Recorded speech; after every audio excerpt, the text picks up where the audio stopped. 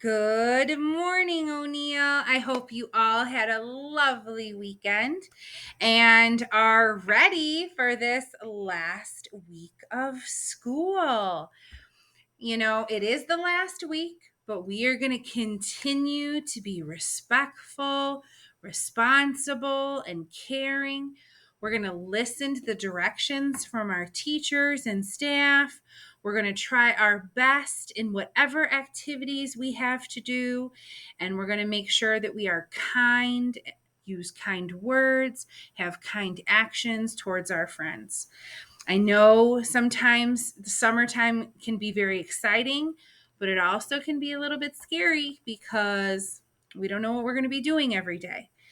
So let's please make sure that we are continuing to be fabulous O'Neill students and being respectful, responsible, and caring. So this week, we have a fun week too. So on Wednesday, we have our 5th and 6th Boys to Men trip to City Hall with Councilman Corey Dixon. I'm super excited to go because I've never even been to City Hall. And so it'll be a really cool trip.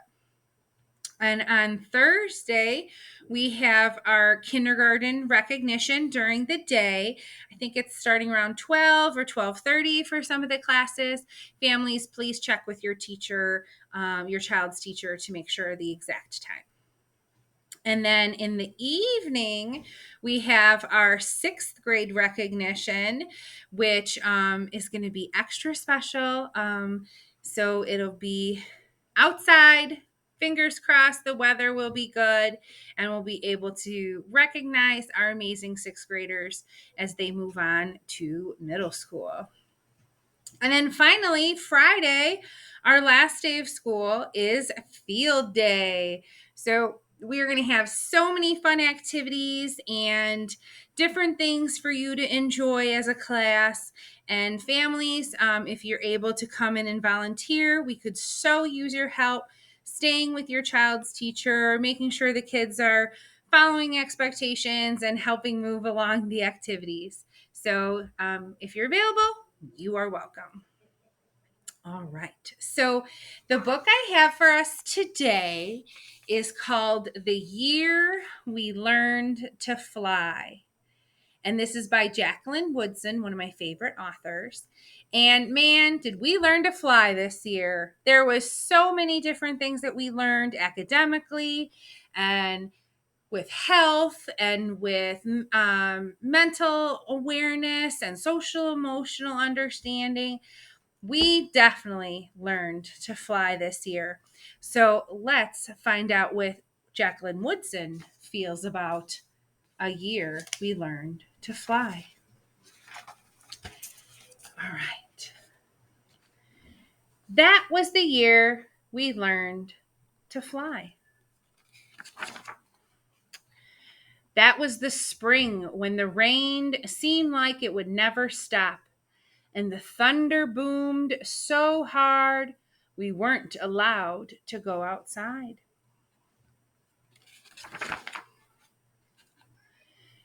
Use those beautiful and brilliant minds of yours, my grandmother said. Lift your arms, close your eyes, take a deep breath, and believe in a thing. Somebody somewhere at some point was just as bored as you are now. So my brother and I closed our eyes, and for a few minutes that first day, we weren't stuck in our apartments anymore. We were flying over the city we'd known our whole lives, but it was suddenly different, exploding with every kind of flower we'd ever dreamed of growing. That was the summer we learned to fly.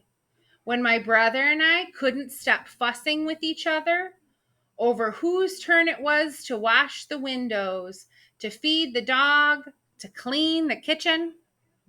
Sounds like what you do over the summer, maybe.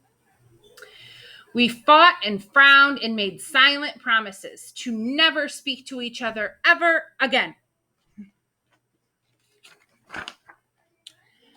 My grandmother said, lift your arms, close your eyes, take a deep breath, and stop being so mean about everything.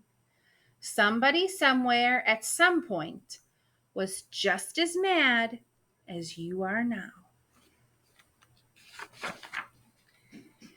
So we did, and as the soft wind took us out over the city and past the windows, the kids who hadn't yet learned to fly, my brother and I reached for each other's hands, flying and diving and laughing and leaving all of our mad far behind us.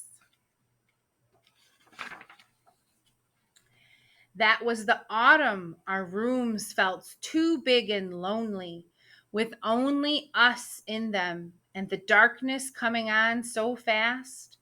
But while we hugged ourselves against the too quiet of it all, we remembered that we didn't have to be stuck anywhere anymore, especially when you read a book. My grandmother had learned to fly from the people who came before. They were aunts and uncles and cousins who were brought here on huge ships, their wrists and ankles cuffed in iron. But my grandmother said, nobody can ever cuff your beautiful and brilliant mind. So our people learned to fly, she said. They dreamed a thing and made it happen. Closed their eyes and flew away home. Lift your arms, my grandmother said. Close your eyes. And remember, somebody somewhere at some point had to figure out they could fly.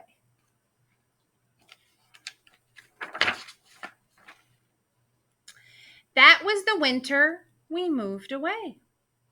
From the building and the block and the friends we have always known.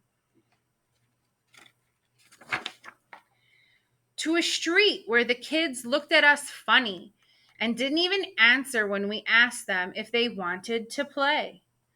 It's okay, I said to my brother.